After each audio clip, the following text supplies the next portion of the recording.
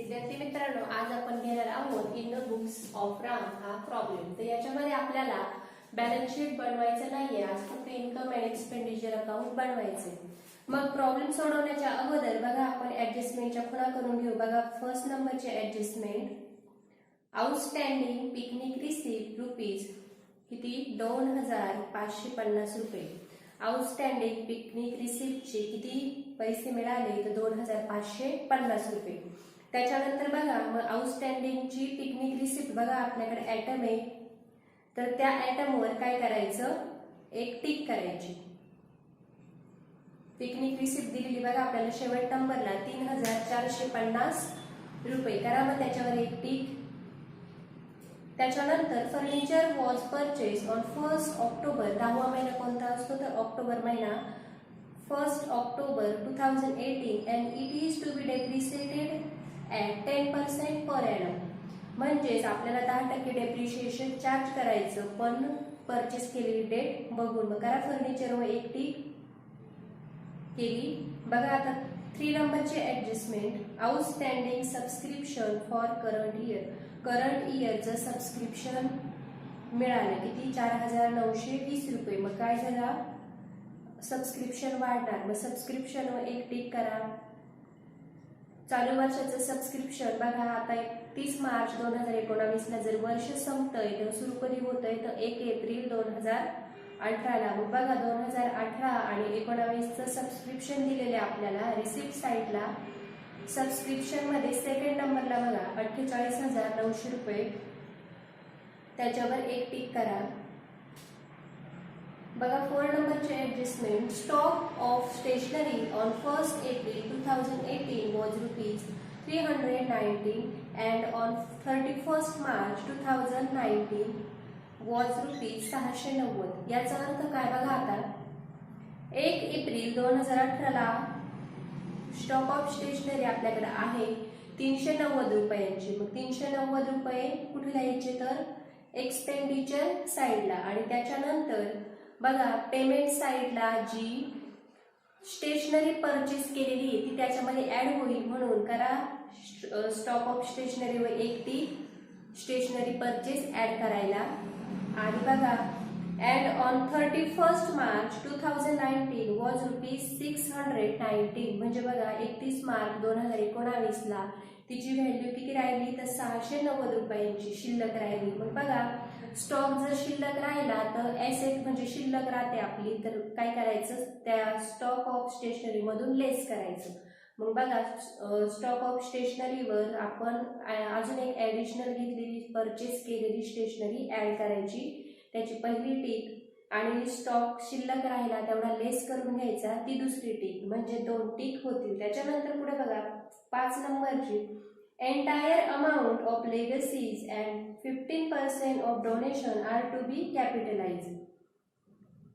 entire amount of legacies म्हणजेच काय, amount लेगसीची अमाऊंट टोटल लेस करायची, कॅपिटलाइज करायची, and 15% of donation are to be capitalise, 50% donation काय करायचं कॅपिटलाइज करायचं। Which the above information you are required to prepare income and expenditure account for the year ending 31 March 2019। Which the above information you are required to prepare, काय करायला लावलंय income and expenditure account बनवायला लावलंय, आज balance sheet बनवायला लावलेलं नाहीये, त्यामुळे बॅलन्स शीटला जाणाऱ्या ऍटमचा विचार करायचा नाही। तर बघा आता पोस्टिंग करू आपण, to balance brought down. To balance brought down म्हणजे काय तर मागच्या वर्षीची उरलेली कॅश कॅरेट डाऊन झालेला बॅलन्स या वर्षी काय झालेला दाखवलेला असतो ब्रॉट डाऊन, म्हणजे 3300 रुपये, पण याची पोस्टिंग करायची नाही। बघा आता सबस्क्रिप्शन 3 वर्षांचे दिलेले, किती वर्षांचे 3 वर्षांचे, 2017-18, 2018-19 आणि 2019 आणि 20। मग बघा आपलं चालू वर्ष कोणतं आहे, इयर एंडेड कधी होतोय म्हणजे वर्ष कधी संपतंय बघा आपलं 31 मार्च 2019 ला, म्हणजे ते सुरू कधी होतंय तर 1 एप्रिल 2018 ला, 1 एप्रिल 2000 कधी 18 ला। मग बघा 2018-19 त्याचं सबस्क्रिप्शनची अमाऊंट दिलेली आपल्याला 48900 रुपये। मग लिहा इथं इन्कम साइडला by subscription by subscriptions for 2018-19 सबस्क्रिप्शनची अमाऊंट 48,900 रुपये. ज्या वर्षांचं इयर एंडेड सांगितलंय त्याच वर्षाचं सबस्क्रिप्शन सुद्धा घ्यायचं. बघा सबस्क्रिप्शनची पोस्टिंग झाली. आता पुढची पोस्टिंग करायची एंट्रन्स फीज. टू एंट्रन्स फीजचा काय करायचा, बाय एंट्रन्स फीज इकडच्या टूचे ॲटमचे इकडे बाय करून लिहायचं. मग ह्या बाय एंट्रन्स फीज इनरला अमाऊंट राहू द्या 1200 रुपये.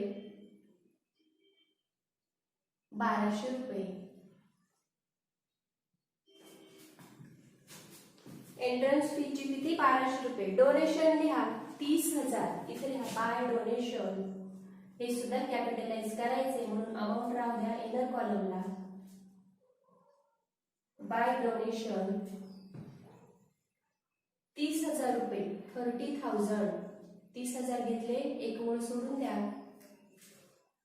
लिगसी सुद्धा इथंच टूच्या आयटमचे बाय करून इन्कम साइडला घ्यायचं. ते सगळं इन्कम असतं. रिसिप्ट वगैरे सुद्धा इन्कम असतं म्हणून इन्कम साइडला इकडचे टूचे आयटम इकडे काय बाय करून लिहायचे. मग ह्या बाय लिगसी आउटरला जाऊ द्या, याच्यावर काही ऍडजस्टमेंट दिलेली नाही. त्याच्यानंतर इंटरेस्ट ऑन डिपॉझिट म्हणजेच फायदा. मग लिहायचं bye interest on deposit. Amount बघा 18,000 आउटरला जाऊ द्या. 18,000 आउटरला आणि लास्ट नंबर पिकनिक रिसिप्ट 3,450 रुपये. मग इथे लिहा बाय पिकनिक रिसिप्ट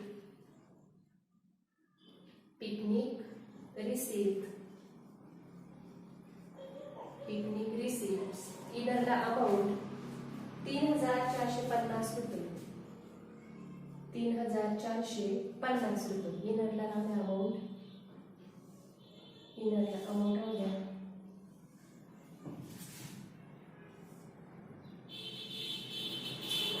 बघा आता रिसिप्ट साइड कंप्लीट झाले आपले. आता बघा पेमेंट साइड. पेमेंट करणे म्हणजेच पैसे गेले आपले, खर्च झाला.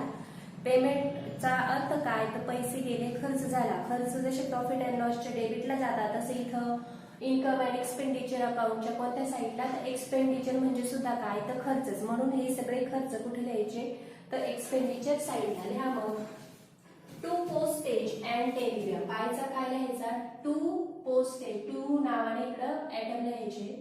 टू पोस्टेज अँड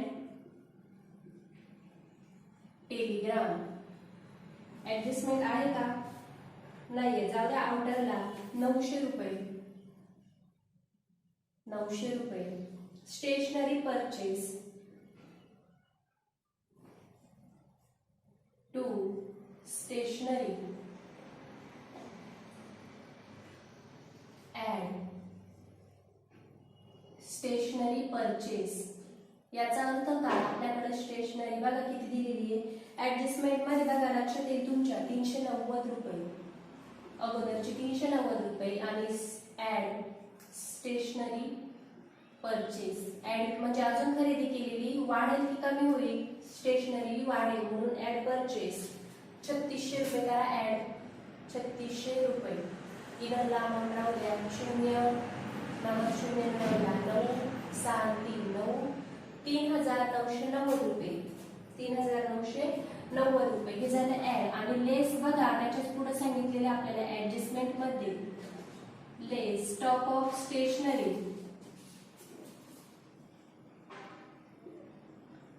स्टेशनरीचा माल शिल्लक राहिला, स्टॉक शिल्लक राहिला 690 रुपयांचा. करा लेस 0033 3,300 रुपये राहिले आपल्याकडे शिल्लक. आता बघा प्रॉब्लेम मध्ये बघा पेमेंट साइडला स्टेशनरी परचेस आपण स्टेशनरीची ऍडजस्टमेंट करून घेतली. आता फिक्स डिपॉझिट कुठे जातं? एसेटला. आता आज आपल्याकडे एसेट बॅलन्स शीट आहे का? नाही, म्हणून या आयटमचा विचार करायचा नाही. पुढे बघा, फिक्स डिपॉझिट नंतर पिकनिक एक्सपेन्सेस, ज्याच्या नावातच खर्च आहे ते सगळे एक्सपेंडिचर साईडला. मग ह्या इथं टू पिकनिक एक्सपेन्सेस अमाऊंट लिहा इनरला, आउटरला. पिकनिक एक्सपेन्सेस 4740 रुपये. 4740 रुपये. सॅलरी दिली बघा, सॅलरी सुद्धा खर्च. मग लिहा एक्सपेंडिचर साइडला टू सॅलरी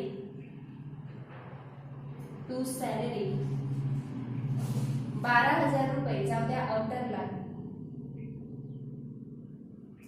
12,000 रुपये आउटरला. त्याच्यानंतर बघा अॅन्युअल गॅदरिंग मीटिंग एक्सपेन्सेस, हा सुद्धा खर्च झाला. ह्या टू अॅन्युअल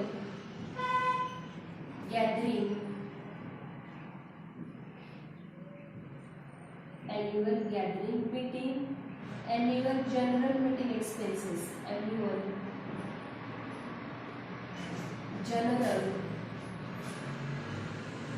meeting expenses,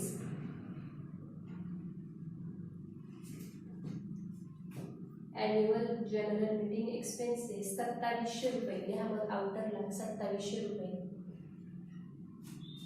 त्याच्यानंतर पुढे लिहा इन्शुरन्स प्रीमियम कुठं? एक्सपेंडिचर. इन्शुरन्स प्रीमियम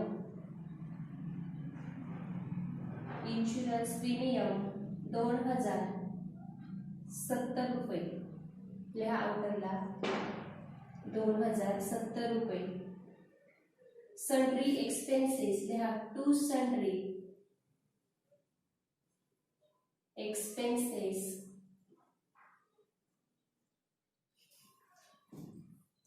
2880 रुपये. 2880 रुपये. त्याच्यानंतर आता बघा पुढं फर्निचर आणि बॅलन्स कॅरी डाऊन म्हणजे चालू वर्षाची शिल्लक असलेली कॅश दिली त्यांनी. 15,600 रुपयांचं फर्निचर आणि 10,200 रुपयांची कॅश शिल्लक राहिलेली. आज आपल्याकडे बॅलन्स शीट नाहीये म्हणून या बॅलन्सच्या पोस्टिंगचा विचार करायचा नाही. तर बघा आता फर्स्ट नंबरची adjustment, outstanding picnic receipt ₹2,550. Picnic receipt म्हणजे काय? तर पावती मिळाली. आउटस्टँडिंग पिकनिक रिसिप्ट म्हणजे मिळणं बाकी होतं ते पावती मिळाली 2,550 रुपयांची. मग बघा आता पिकनिक रिसिप्टची अमाऊंट बघा किती आहे. पिकनिक रिसिप्टची अगोदरची अमाऊंट 3,450. अजून काय करायचं? ऍड आउटस्टँडिंग सबस्क्रिप्शन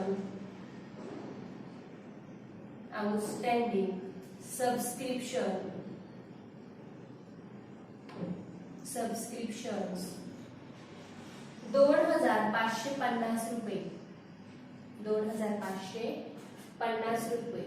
0 5 आणि बघा 0 प्लस 0 इथं 0 5 आणि 5 10 0 हच्याला 1 5 आणि 4 9 9 आणि 1 10 0 हच्याला 1 3 आणि 2 5 5 आणि हच्याचा 1 6 6,000 रुपये जातील टोटल आउटरला. याचा एकच इफेक्ट जर आपल्याला बॅलन्स शीट असतं तर याचा दुसरा इफेक्ट आपण ऍसेट साइडला दिला असता. बघा आता पुढची adjustment, furniture was purchase on 1 October 2018 and it is to be depreciated at 10% per annum. बघा आपल्याला फर्निचरची अमाऊंट दिलेली आहे 15,600 रुपये. किती? फर्निचर वर्किंग नोट म्हणा याला, वर्किंग नोट बघा फर्निचरची अमाऊंट किती? 15,600 रुपये. आणि परचेस केलेली डेट कधीची? 1/10/18 to 31 मार्च 19 म्हणजेच किती? October to March. किती? ऑक्टोबर ते मार्च महिना 6 महिने. किती महिने? 6 महिने होता. ऑक्टोबर, नोव्हेंबर, डिसेंबर, जानेवारी, फेब्रुवारी आणि मार्च किती महिने? 6 महिने. मग 15,600 भागिले 100 गुणिले 10%. काढा मग 10%नी 2 0 कॅन्सल. 156 गुणिले हे 10. बघा 0 6 0 0 5 0 0 1 0 1 6 किंवा 6 1 6 5 1 5 आणि 1 1 1 0 6 5 आणि 1 1560 रुपये. किती? 1560 रुपये. हे आलं 12 महिन्यांचं. किती?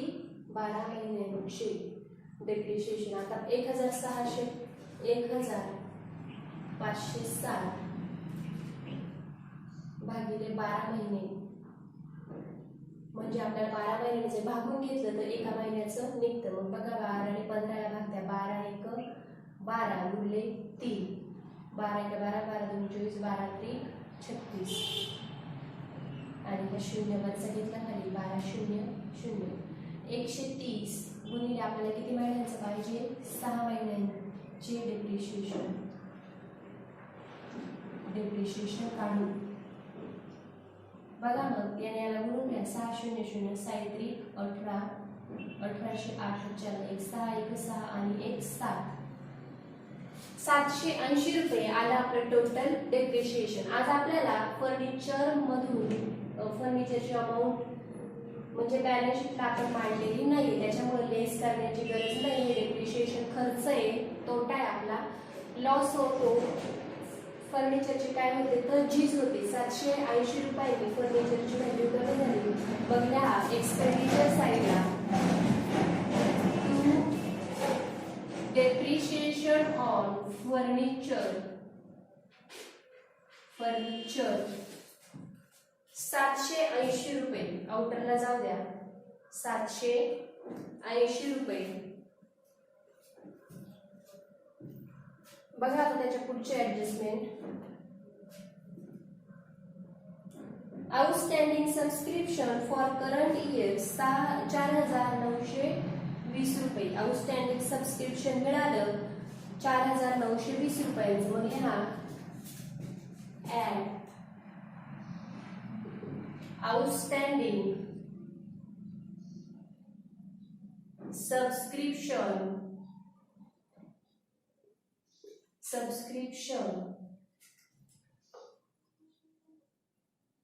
4,920 रुपये.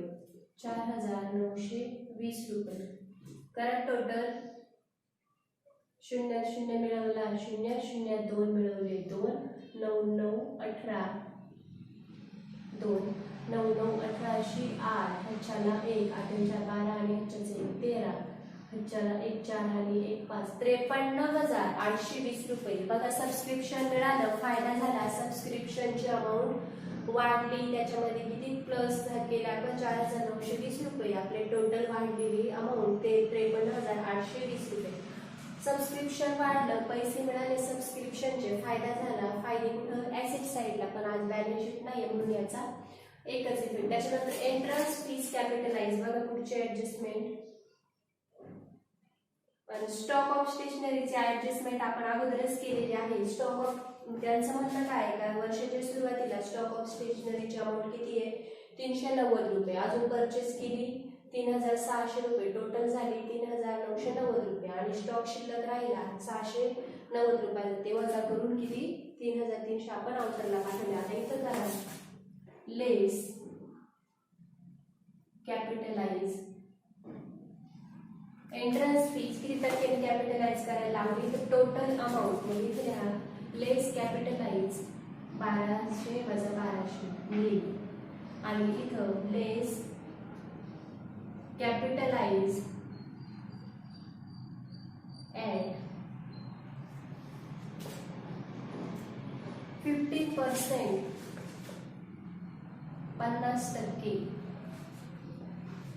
किती? 50%. मग बघा इथे करू आपण वर्किंग नोट.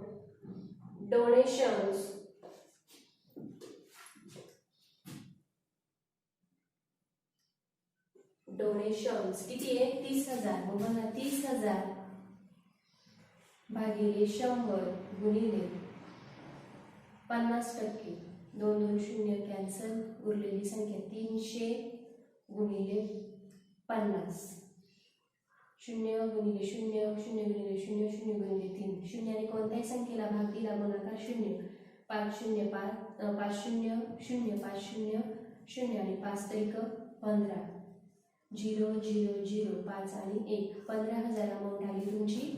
50% किती 15,000, म्हणजे हा अमाऊंट 50% ज्यांना कॅल्क्युलेशन तोंडी येतं त्यांनी तोंडी केलं कॅल्क्युलेशन तरी चालतं. मग 50,000 रुपये लेस केले आपण, कॅपिटलाइज केलेले, आणि हेच कुठे पाठवायचे कॅपिटल फंड मध्ये. पण आज बॅलन्स शीट नाही त्यामुळे याचा सुद्धा इफेक्ट आज आपल्याला द्यायचा नाही. तर पुढे बघा आता,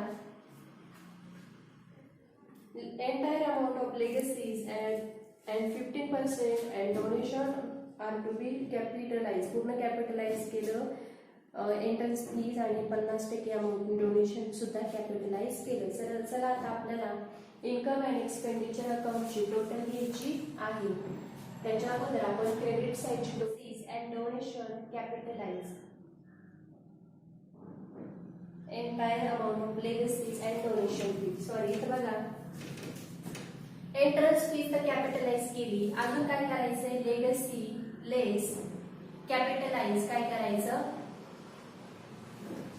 लेगसीज कॅपिटलाइज करायची. किती हजारांची ती 18,000,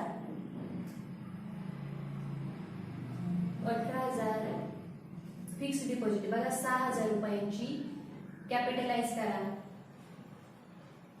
नीट दाखवा इथं कॅपिटलाइज करायचं आपल्याकडून राहिली होती लेगसी, कॅपिटलाइज केलं किती 6,000 6,000 नीट.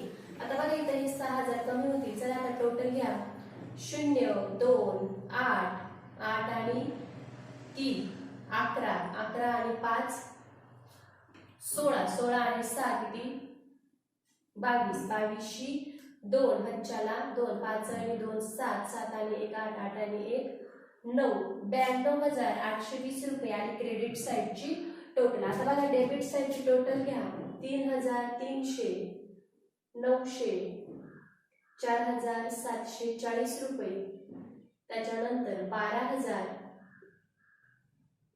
2,700 रुपये, 2,070 रुपये, 2,880 रुपये आणि 780 रुपये.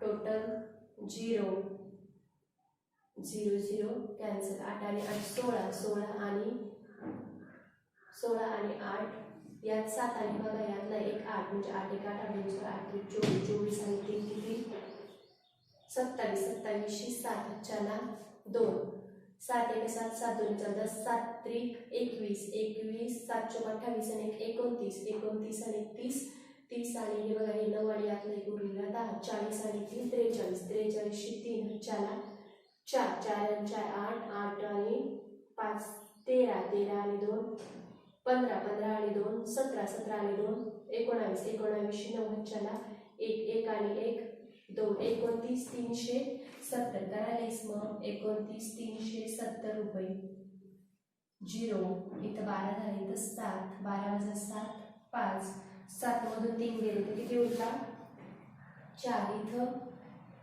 किती उरला 2 इथं 12 झाले 12 मधून 2 गेले 3 इथंच 8 उरले 8 मधून 2 गेले 6 63,450 रुपये आला आपला सरप्लस 63,450 लिहा मग इथं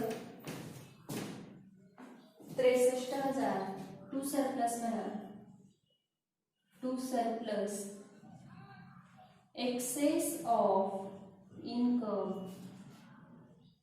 इन्कम ओव्हर एक्सपेंडिचर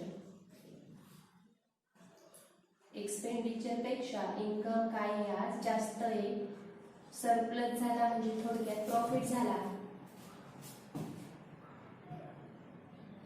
63,450 रुपये लिहावं 63,450 आणि टोटल 92,820 मोठ्या अमाऊंटला टोटल करा 92,820 820 रुपये.